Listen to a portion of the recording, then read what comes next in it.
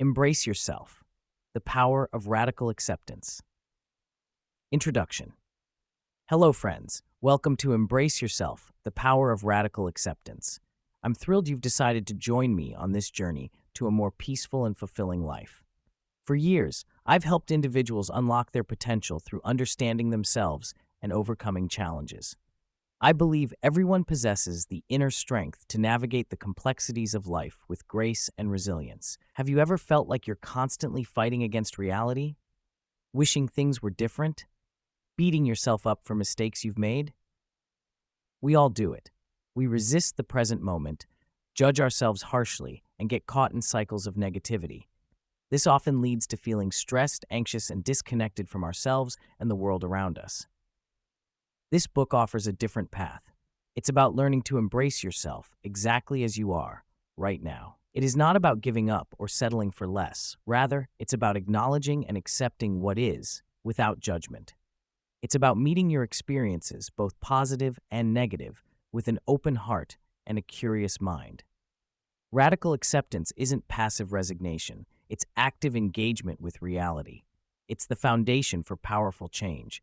Instead of wasting precious energy fighting the inevitable, radical acceptance allows us to channel our energy into constructive actions, solutions, and growth. Inside these pages, we will explore the core principles of radical acceptance. Learn how to apply these principles to various aspects of your life, from managing difficult emotions to improving relationships and cultivating self-compassion. This book will enable you to reduce stress and anxiety. Radical acceptance teaches you to stop fighting reality, leading to a sense of calm and peace. Improve your relationships. When you accept others as they are, not as you wish them to be, you create space for genuine connection and understanding. Develop self-compassion. This book will help you treat yourself with kindness and understanding, especially during difficult times. Increase your resilience. Radical acceptance builds inner strength, allowing you to bounce back from setbacks and challenges. Live a more authentic life. Free yourself from the pressure to be perfect and start living in alignment with your true self. Throughout this journey, we'll use real-life examples, practical exercises, and simple techniques. So if you are ready to discover the power of radical acceptance and unlock your full potential, then let's dive in together. Hello, friends. I'm so thrilled to connect with you on this journey toward a more peaceful and fulfilling life. Let's begin our adventure with something truly transformative: radical acceptance. The invitation inward. What is radical acceptance? Imagine waking up on a Saturday morning, excited for a picnic, only to find it's pouring rain outside. Your mind starts racing. This is awful. The whole day is ruined. Why me? That, my friends, is resistance. You're fighting against reality. Now imagine a different scenario. You wake up, see the rain, and think, okay, it's raining. That's the weather today. You might be disappointed, and that's okay, but you don't spin into a spiral of negativity. Maybe you decide to read a book, bake cookies, or play board games with your family. You've accepted the reality of the rainy day. That, in essence, is radical acceptance. It's not about liking everything that happens to you. It's not about resignation or giving up. It's about acknowledging and accepting reality exactly as it is, without judgment. It's about saying, this is what's happening, rather than, this shouldn't be happening. Think about waiting for a train that's delayed. You could get angry, frustrated, and let the delay ruin your mood. Or you could accept that the train is delayed and use the extra time to listen to music, read a book, or just breathe and relax. Acceptance doesn't change the fact that the train is late, but it does change how you experience that lateness. Why is this so crucial for inner peace and growth? Because fighting reality is exhausting. It's like pushing against a brick wall. You're wasting your energy and causing yourself unnecessary suffering. When we accept reality, we free ourselves from that struggle. We create space for calm, clarity, and the ability to respond to life's challenges with more wisdom and grace. Radical acceptance is the first step towards inner peace, a pathway to embracing life with all of its beauty and challenges. It's your invitation inward, a step forward in becoming more peaceful and strong. Chapter 2. The Prison of Resistance. Fighting what is, imagine a river. The water is flowing, sometimes gently, sometimes forcefully, depending on the weather. Now, imagine you trying to stop that river with your bare hands. Seems impossible, right? And after a while, wouldn't you be utterly exhausted and probably more than a little frustrated? That's what resisting reality is like. It's a constant uphill battle against things we simply cannot change. It's exhausting, draining, and ultimately leads to immense suffering. We build our own prison when we fight what is. Think about it. How often do we find ourselves arguing with reality? Maybe it's the weather disrupting your outdoor plans. Instead of grabbing an umbrella and finding something fun to do inside, you spend the afternoon complaining about the rain and how it ruined your perfect day. Or perhaps it's a disagreement with a family member over something trivial. You dig your heels in, determined to be right, even if it means strained relationships and lingering resentment. These seemingly small acts of resistance accumulate. They become a habit, a way of relating to the world that keeps us stuck. We're constantly replaying past events in our minds, wishing things had turned out differently. We worry endlessly about the future, trying to control outcomes that are simply beyond our grasp. This refusal to accept what is creates a cycle of anxiety, frustration, and unhappiness. Consider someone who lost their job. Resisting reality would look like this: blaming everyone else, dwelling on the unfairness of the situation, and refusing to even look for new opportunities. This person is trapped in the prison of their own resistance, unable to move forward.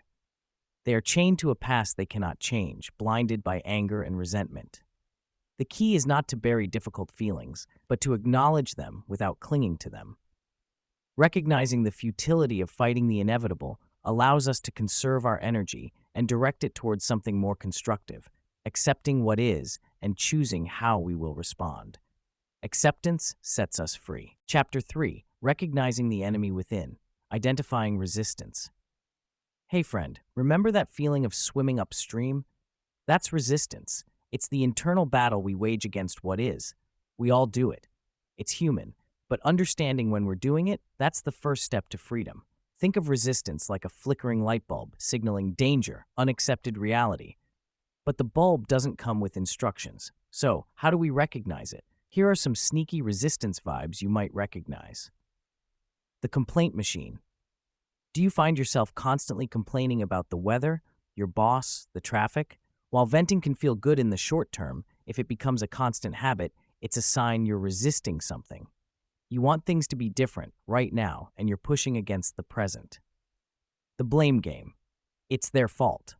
Blaming others is a classic resistance tactic. It's easier to point the finger than to accept our own role in a situation. Accountability can be scary, but blaming keeps us trapped in victimhood. The past dweller. Living in the past, replaying old hurts and mistakes, is a huge resistance red flag. Yes, learn from your past, but clinging to it, wishing it were different, keeps you from truly experiencing the present. The worrywart. Anxious about the future? That's resistance in disguise. You're resisting the uncertainty of what's to come, desperately trying to control the uncontrollable. The future is a mystery, and resistance tries to solve the unsolvable. The inner critic. That nasty voice constantly picking you apart? You're not good enough. You'll never succeed.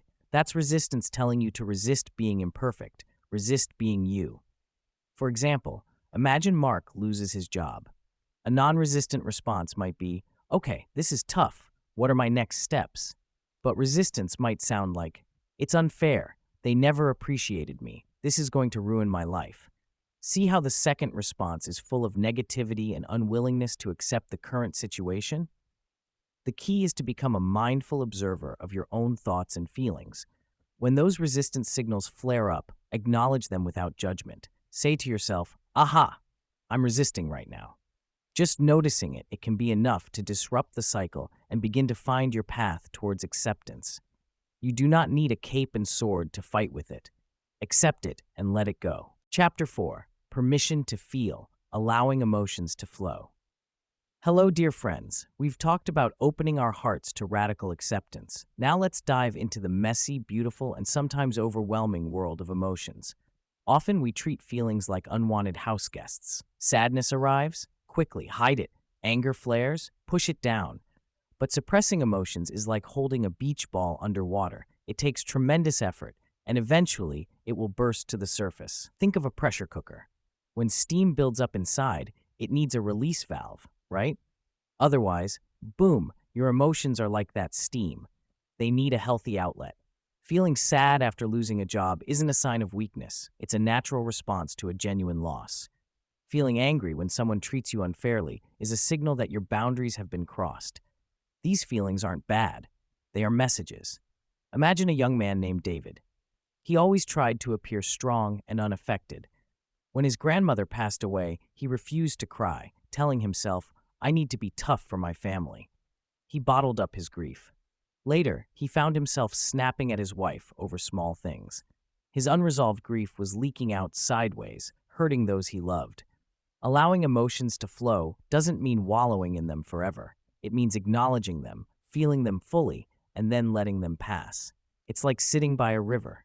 You observe the water flowing, but you don't jump in and drown. Give yourself permission to feel.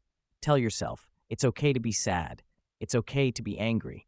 It's okay to be scared. Name the emotion. Feel where it sits in your body. Take a few deep breaths. Let the feeling wash over you. The more we allow our emotions to flow, the less power they have over us. We stop fearing them and start understanding them. And that, my friends, is true emotional freedom. Chapter 5. Beyond the story, separating facts from interpretation.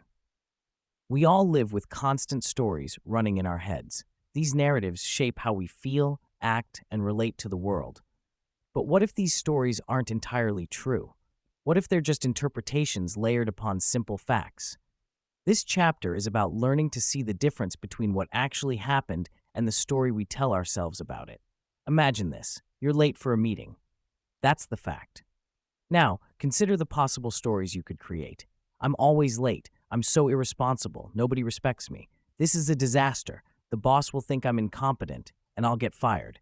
Traffic was terrible, and it wasn't my fault. I'm a victim of circumstance. Notice how dramatically different each story is. The fact, being late, remains the same, but the interpretation changes everything. The first story leads to self-criticism, the second to anxiety, cynicism, and the third to blaming external factors. Often our stories are based on assumptions, fears, and past experiences. They're not always aligned with reality. Learning to separate fact from interpretation allows us to respond more effectively and with greater peace. How can we do this? 1. Identify the facts. Ask yourself, what actually happened? What is the evidence that supports this situation? Discard the emotional baggage. 2. Notice the story. What narrative are you creating?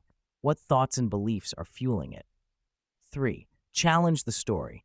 Is there another way to interpret the situation? Is your story based on assumptions or evidence?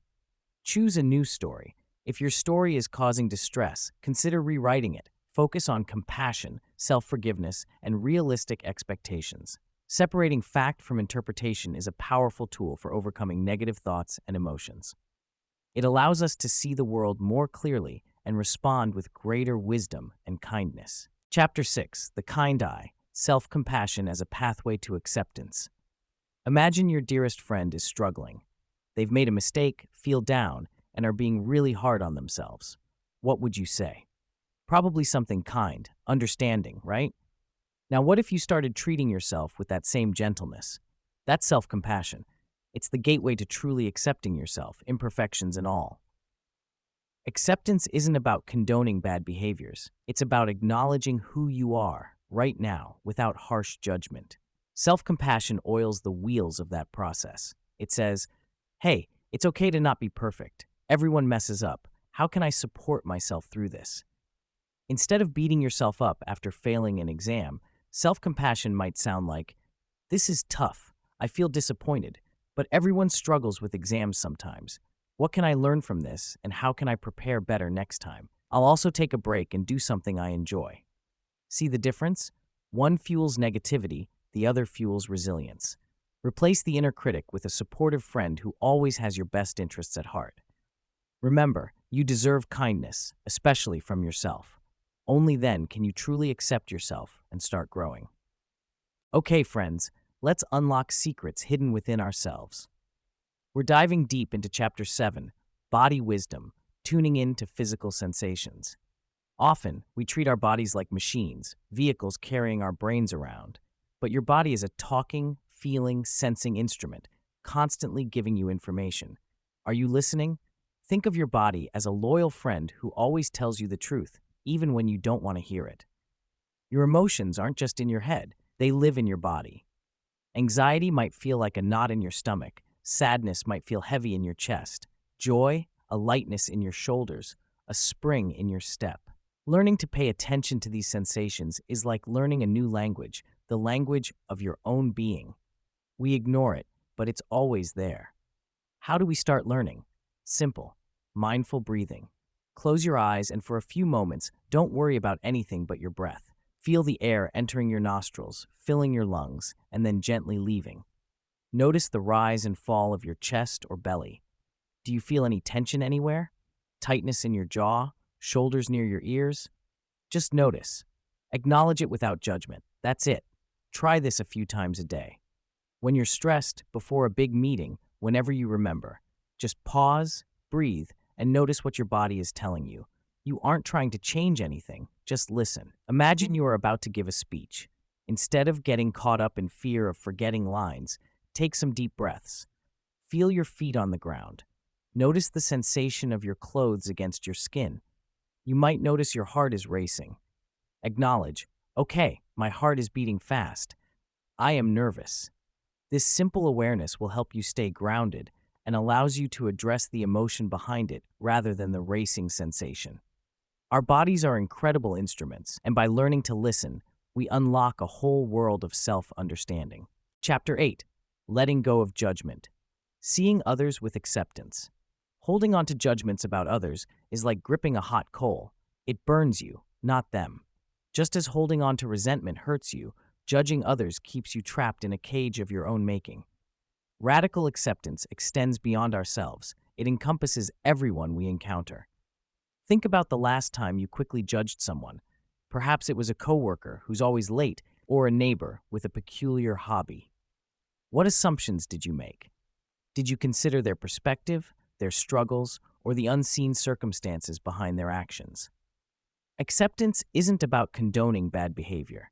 It's about acknowledging that everyone is on their own journey, shaped by their own experiences, often grappling with difficulties we know nothing about.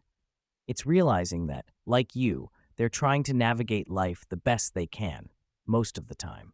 Imagine this. You're stuck in traffic, already running late. Suddenly, a car cuts you off, nearly causing an accident.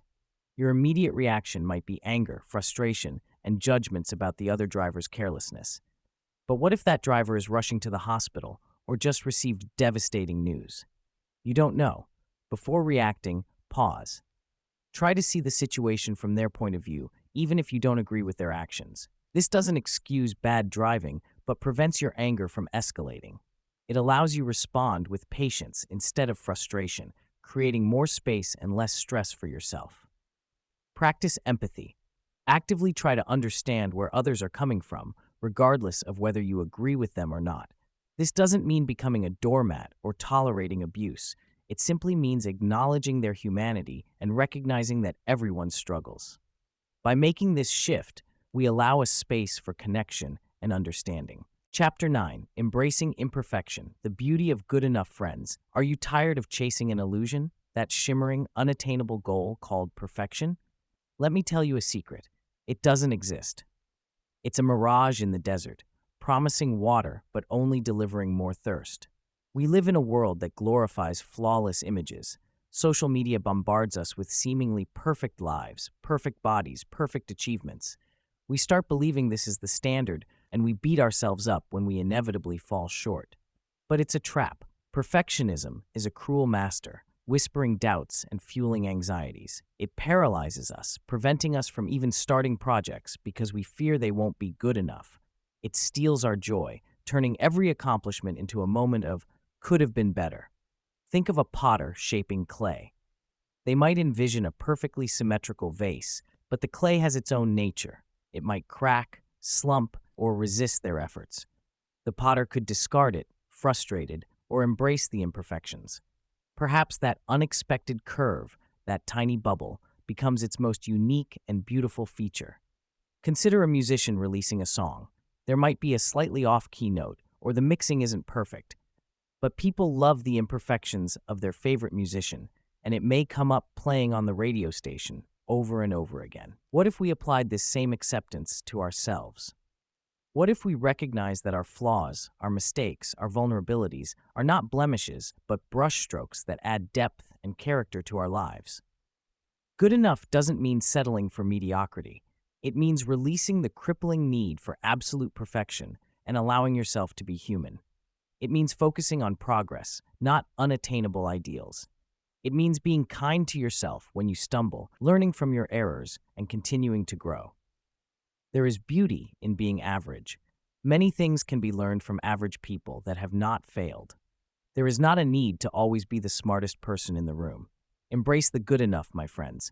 It's the key to unlocking joy, freedom, and a life lived fully, authentically, and beautifully, imperfections and all.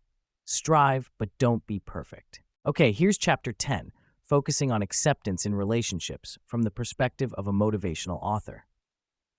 Chapter 10, Acceptance in Relationships, Cultivating Connection Relationships. The source of our greatest joy, and sometimes our deepest pain. Think about the people closest to you, your family, friends, partner. How much of your energy is spent wanting them to be different, to do things your way? Radical acceptance, practiced in our relationships, is like unlocking a secret door to deeper connection. It means laying down the heavy burden of expectation and choosing to see the person in front of you as they are, not as you wish they could be. Imagine this. Your friend Liam is always late, every single time. You could fume, nag, and constantly remind him. That's resistance. Acceptance looks different. It means acknowledging that Liam is late. Maybe he struggles with time management. Maybe something else is going on. Acceptance doesn't mean you have to like it or even tolerate it without boundaries. It simply means you acknowledge it's a part of who he is. Perhaps you start suggesting earlier meeting times or adjust your own expectations. The core idea is letting go of the shoulds. He should be more organized. She should understand my point of view. These shoulds are relationship killers. Communicating with acceptance is key. Instead of saying, "You never listen to me," blame and judgment.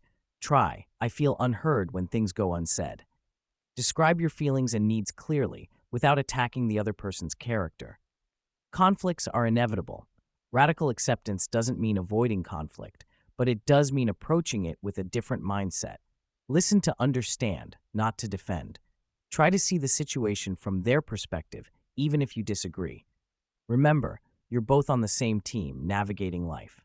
Focusing on finding solutions, not assigning blame, vastly improves your chances of moving forward. Building strong relationships requires work, and the foundation of that hard work must be radical acceptance. Chapter 11, Facing the Unacceptable. When life throws you curveballs. Life isn't always sunshine and rainbows. Sometimes it throws us a curveball, a loss, an illness, a hardship, something that feels completely unacceptable. Radical acceptance doesn't mean we have to like these events or pretend they aren't painful. It means allowing ourselves to feel the pain without fighting it. Think of Maya. She dreamed of being a dancer her whole life. A sudden injury shattered that dream. The pain, the frustration, the anger, it was overwhelming.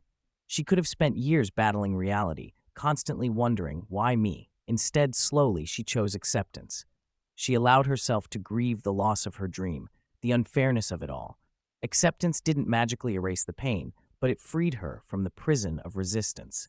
It allowed her to explore new paths, to find new passions. She discovered she loved helping others and eventually became a physical therapist. Another example is John. After many dedicated years with a company, he was abruptly laid off. Despair and fear immediately washed over him. He allowed himself feel his emotions. Instead of spiraling into bitterness, he acknowledged his feelings, giving him the strength to reevaluate his life, and after some careful planning, successfully open his own business. Radical acceptance in these moments means acknowledge the pain, don't push it away. Allow yourself to feel the sadness, anger, or fear. Resist judging yourself. "I shouldn't feel this way" is unhelpful. Your feelings are valid. Seek support. Talk to someone you trust. Sharing your burden can lighten it. Focus on what you can control. You can't change the past, but you can choose how to respond to the present. Take small steps forward. Find meaning. Even in the darkest times, meaning can be found. Perhaps it's helping others, learning a new skill, or simply appreciating the small joys of life.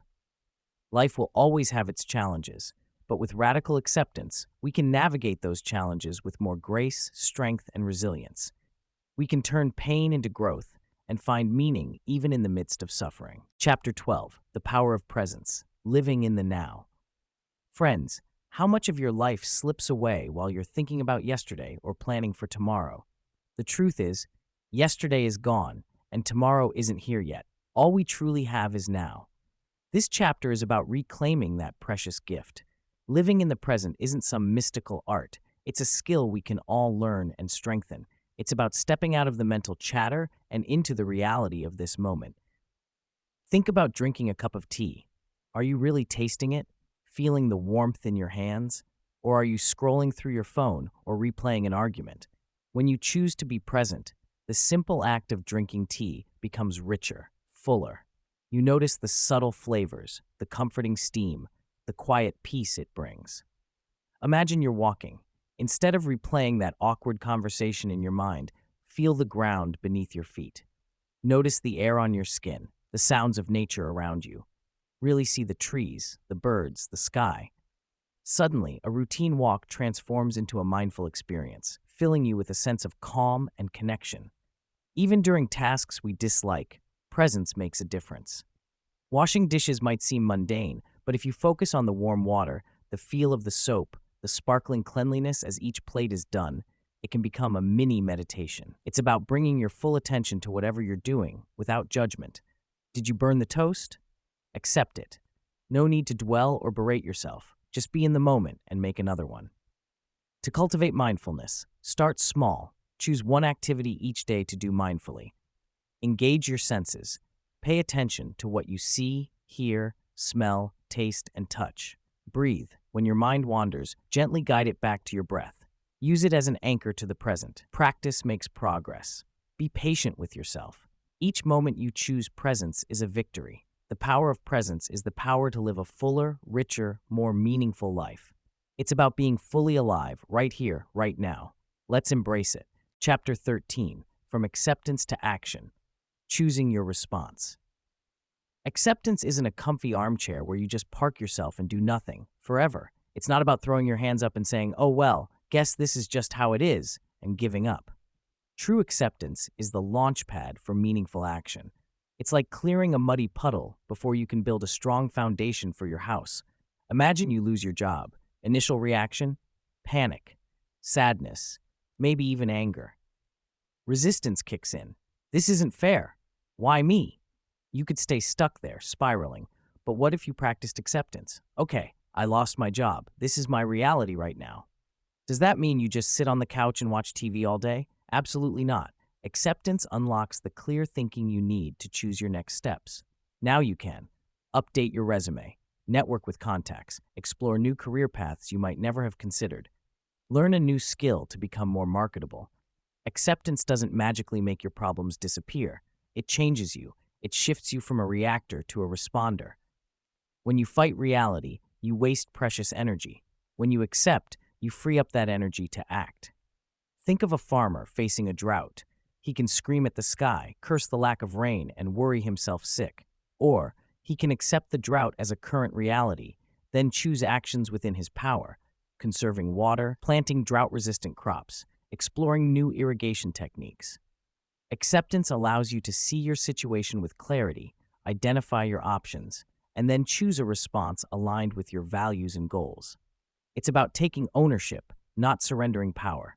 It is saying, this is what it is, and this is what I choose to do about it.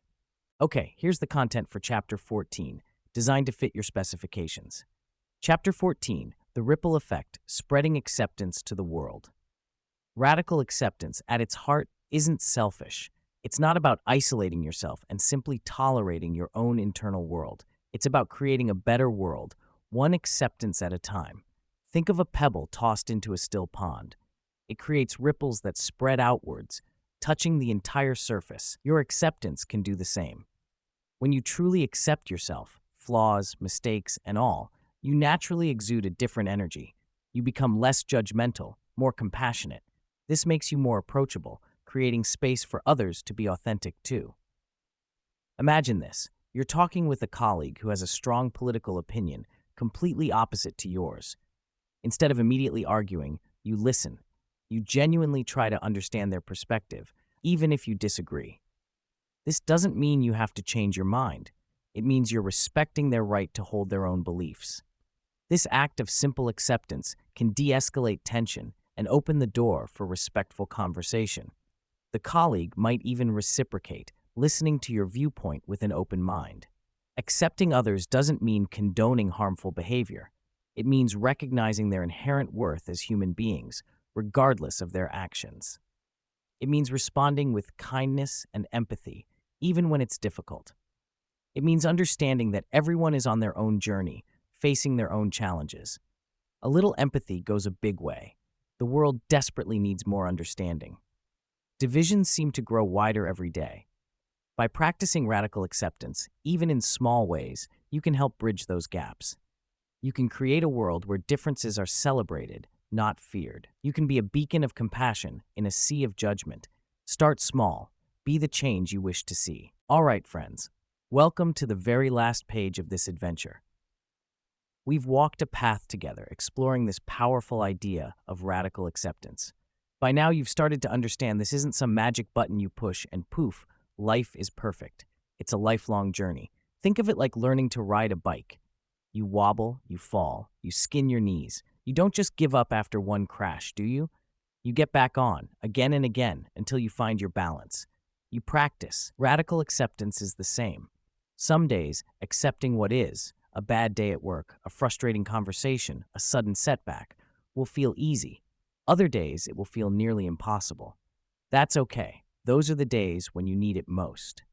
The key to making radical acceptance stick is consistency. Try to build small practices into your daily life. A minute of quiet breathing in the morning, noticing your body's feelings during a stressful meeting, choosing kindness towards yourself when you make a mistake. Don't expect instant results.